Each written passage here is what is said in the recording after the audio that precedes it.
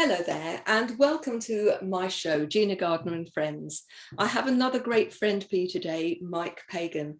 Mike Pagan is a very special man, and we're going to be talking today about mental wealth and how you can build support networks. But before we start on all of that, Mike, tell us a bit about your story and how have you come to be doing this? Because it isn't the first thing you were doing. No, that's true. Well, thank you for having me.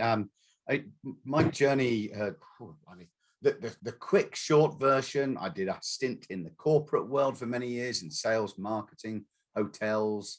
I then got accused of being the best salesman in the world because I managed to convince my wife, a baby and a rucksack to move the other side of the world out to Australia, where we had several years out there. And then same wife, 2 children, small container ship, came back to the UK, set up a business in an industry I had no proven track record without a database of people to go after. It took me 6 months to write my first invoice. And that's 20 years ago. And it's led me all through to where I am now, which is speaking, coaching, masterminding, and being generally challenging and provocative to the people I play with. And you do it so well. I like the word play.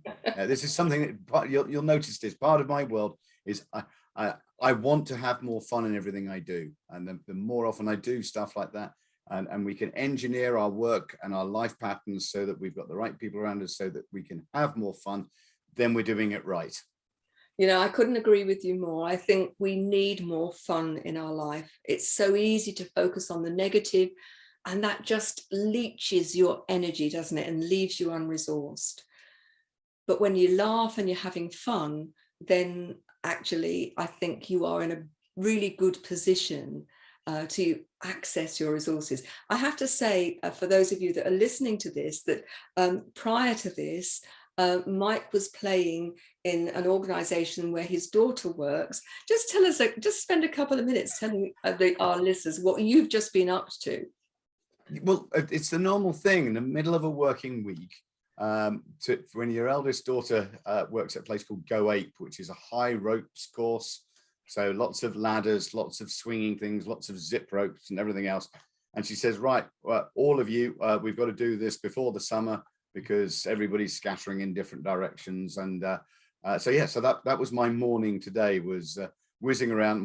I'm not overly brilliant with heights, and when you've got your legs trying to do the splits and you're 60 foot up in the air and your children are laughing at you and videoing you, and then your wife's thinking, I really don't want to do this either. It was good fun, and good for the soul. We'll have next year's family calendar will no doubt be spread across with lots of embarrassing pictures of us falling out of trees. But isn't it amazing doing something together? I bet there was lots of laughter, and how good that is for our mental wealth, our mental well-being. I just wanted, before we get into the body of our conversation, you talk about mental wealth, where pretty well everybody else that I listen to talks about mental well-being. Why wealth? Great question. I like the way you worded that.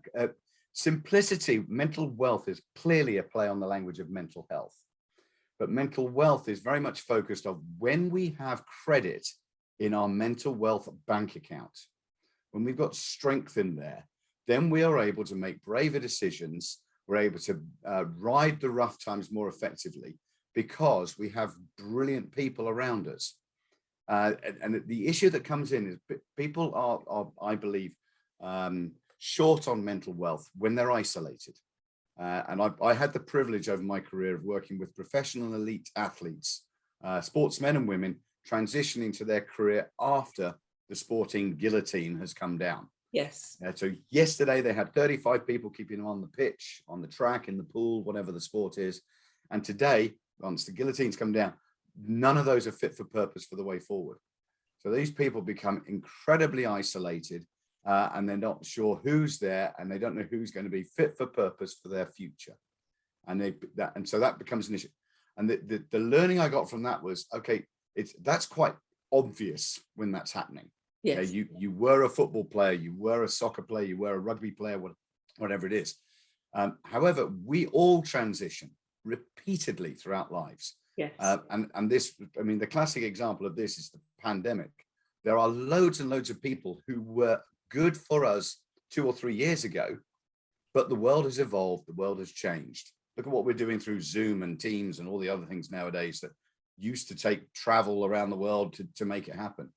All of that has evolved. So there's a lot of people that used to be okay, but we now need the 2.0. We now need the evolved friendships, relationships, colleagues, supporters that are fit for the way forward in the new environment, not how it was when we were 18, when we were 25, when we were 35, whatever the age is.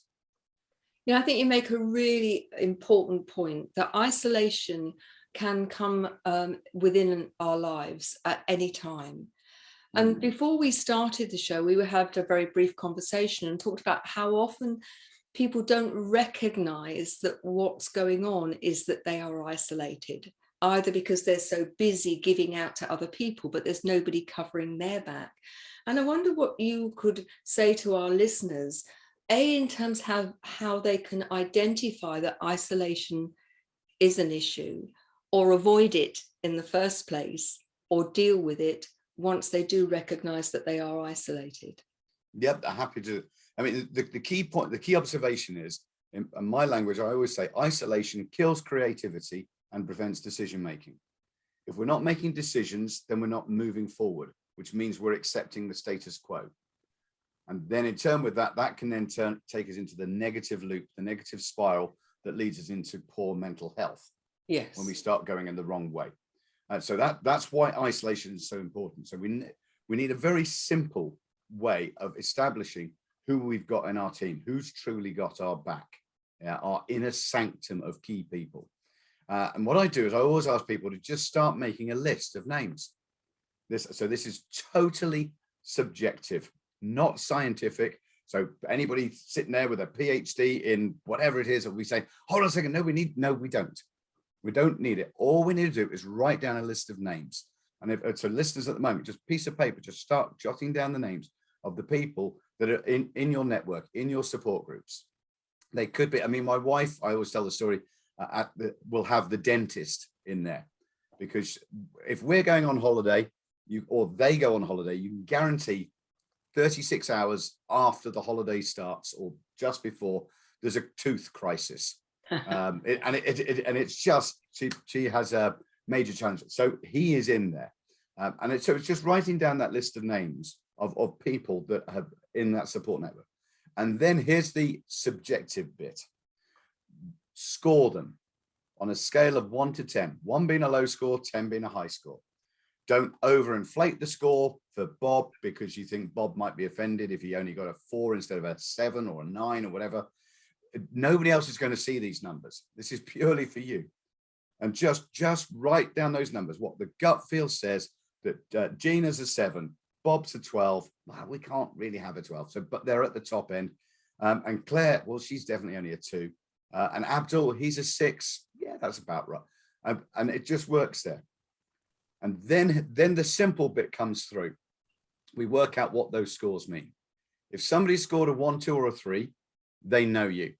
That's it. They're an acquaintance. If they're scoring 4s and 5s, they know you because of a reason. Could be sport, could be school, could be college, could be church, whatever it is. But they know you for a reason. If you don't turn up for a while, they won't miss you, but they'll be very friendly the next time they see you. Your 6s and 7s can be some of your best friends that you've had for years, decades even. And they're great. However, you're not going to open up to the 6s and 7s with your inner fears, your financial concerns, your aspirations, your desires, your hunger, basically the ability to be vulnerable and mentally and psychologically naked with them as to where you want to go and what you want to do. Those are your 8, 9s, and 10s. And those are the ones that count. Everybody else is just part of your database. The ones that count are 8, 9s, and 10s. This is something I really want to explore, talking about isolation. And Mike had a really simple strategy in terms of creating a list of the people that you can be vulnerable with, the 8s, 9s, and 10s, and those people who are just acquaintances and people that you meet in your life, or even people who've been friends, but actually are not the sort of friends that you would share your inner thoughts with.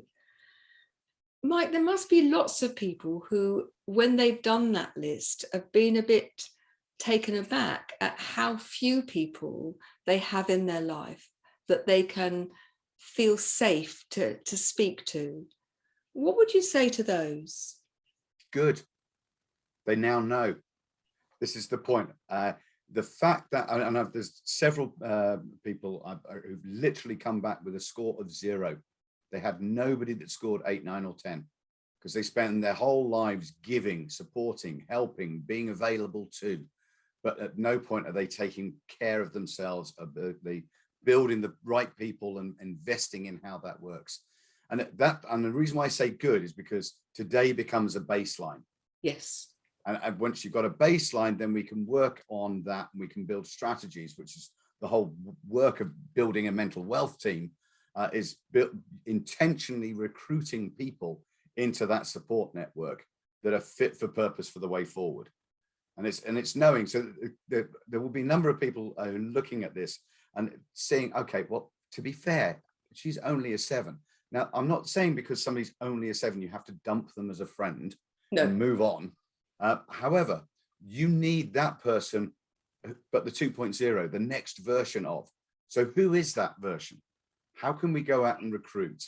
And that's when you talk to other people that you're close to already and say, I really need somebody who's great at X, whether that be in the health, fitness, nutrition, or whatever it is for you, or in the professional sector, all of these areas.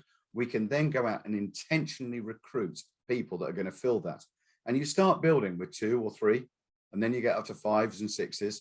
And over a period of time, getting up to between 8 and 15 people in your support network, this mental wealth team, is a brilliant number to have, because they will ebb and flow, and they're not all on speed dial. You don't need them all of the time, but it's just building that bank balance, that positive mental wealth bank balance of people that are going to ask better questions of you than you do of yourself, and will give you different viewpoints and different lenses to look through, which will help you make braver decisions and have more fun. You know, it's really interesting that you bring up that people will ask you better questions than you ask yourself. And I think that's one of the things that I would say distinguishes having people in your life who are just nod and say, well done, or, you know, that's okay. And people who will actually challenge you in a really constructive and loving and developmental way to say, Mike, really? This is not your best. This is not who you are. I believe that you have a greater capacity for whatever. Or, you know, you're doing too much. Now it's time for you to focus on self-care for you, and having that relationship where it's safe for that person to share with you, and to challenge you, and for you to share with them. It's part of one of the things we always need to do and get better at is giving people permission to be blunt, rude, and challenging. Because if we haven't given somebody permission to do that, we get offended, which is understandable if somebody's calling you out. Nobody wants to be put on the spot. I mean, if you've just done something you thought was okay, and they say, "Do you know what, Gina? You're better than that." What do you mean? I thought I was okay. And you give them permission to do that, but then as a result of that, we need to take action on what's been said, and we need to hear it, because if we're not listening to it, then what's the point in that? We're disrespecting their time, their viewpoints, their opinions, and their knowledge and support. I think it's so important that we as individuals don't make up the story that we're no good, that people don't like us, that they're saying these things because they want to upset us. Rather, if you have given that person permission and you're spending time with that person and you value their opinion, that you take that on board. It's follow on with that. There are certain people who, you know full well, irritate you when they give you feedback on something. And that's because it's a 4 or 5 or a 6 maybe giving you feedback. But you know in your heart of heart, I'd take it if he or she had said it, but you're saying it. I'm sorry, you're not part of my inner sanctum. You don't have the right to say that to me. I haven't given you permission to do that. And it really rankles. Whereas there's others where they turn around and say, Mike, you've just done that. Yeah, you're right. And it's sort of like you feel like a schoolboy again to go, sorry, my bad. Yeah. Mike, there's two things I'd like to explore in the time that we have left. And one is how in business, creating a culture of mental wealth can be so powerful in terms of the business doing well, and your view about that. And the last thing that I'd like to put into the mix is, do you see a difference between isolation and loneliness? Okay, I'll start the isolation and loneliness one first, because to me that one's easier. Whether you're at the top of a multi-million-dollar business with thousands of employees, or you're a solopreneur working from the armchair in the back room, you can be isolated, because knowing who you're talking to and who you're going to share challenges with, who you're going to ask for advice from. We are rubbish, or in general, we are very poor at asking for help, because it's perceived to be a sign of weakness. And in that environment, the business environment, if we haven't got somebody that we can trust and focus in and work with, then we become isolated. By contrast, loneliness is sitting there wishing that you had more people around, more friends, other things to do.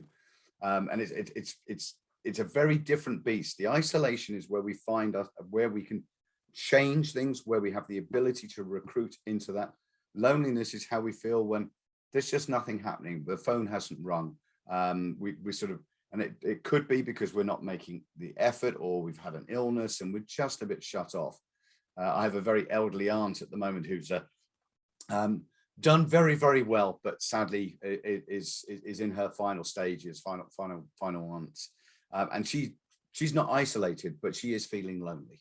Yes. And that's where the definition is understanding how can we sort of help and support people in the areas of loneliness, being a different solution to isolation, where we can recruit, engineer and support, because then we start making the better decisions.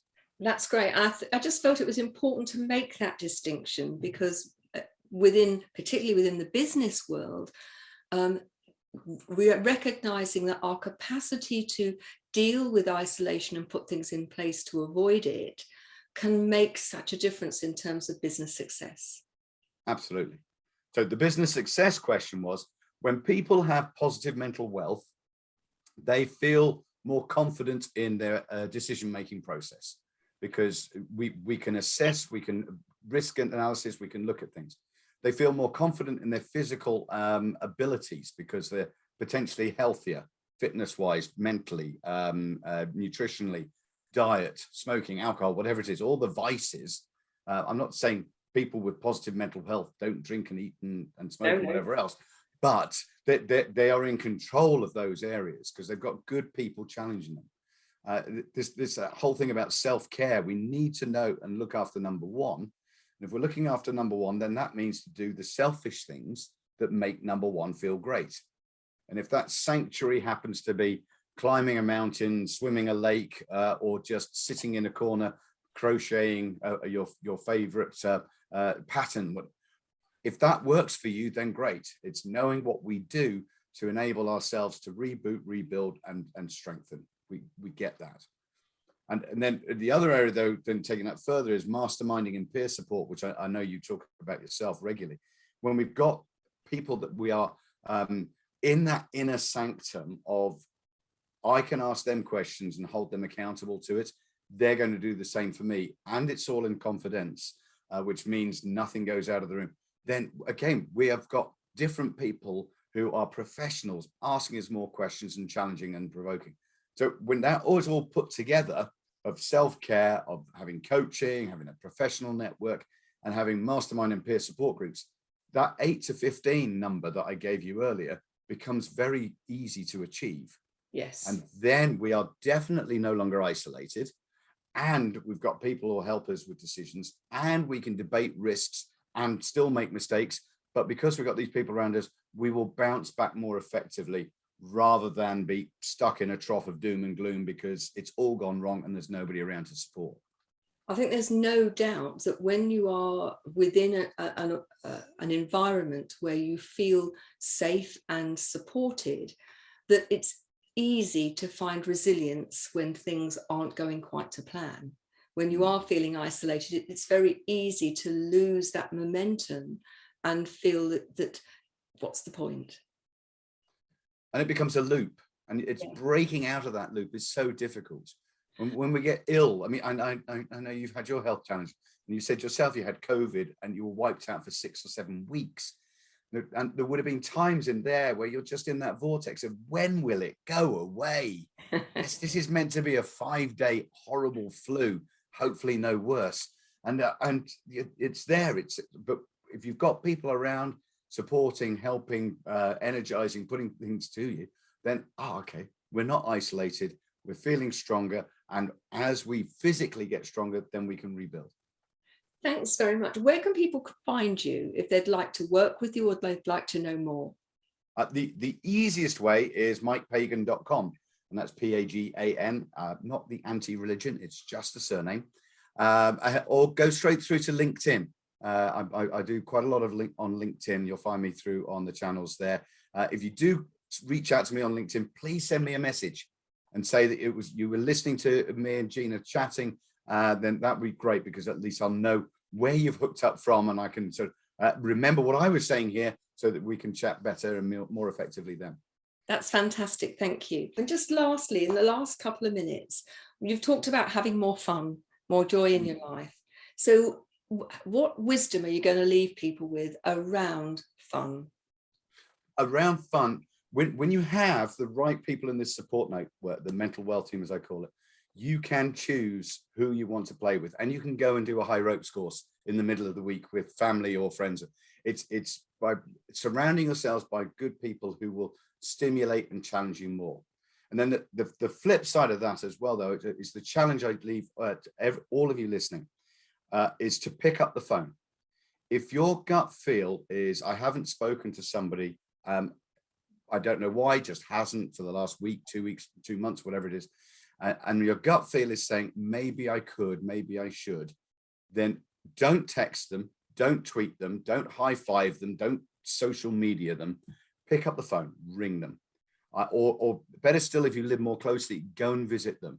You do not know what's going on in the world. I have a longer story, that not for today, but another environment where a mate of mine rang me middle of the night, his time, just for a chat. He was on his way home from work, and he stumbled on a complete nightmare situation that was going on within my family and my family's friends, and was able to bring great clarity and support. But he had no reason to ring. And when we asked about why, he just said, I was driving home from work, middle of the night. I thought I'd give you a call as we hadn't spoken for a while. And we're on an 8-hour time difference. So middle of the night to him was mid-morning for me. And we chatted, and he helped so much. You don't know how well you can help others just by picking up the phone and being part of their mental wealth team, even if they don't know what one of those is yet. Thank you so much.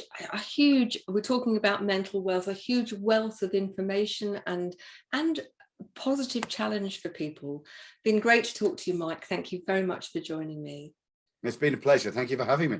Thank you. And thank you very much for listening. Do please spread the word about the show. For every 100 people who listen to the show, we give a free meal through B1G1.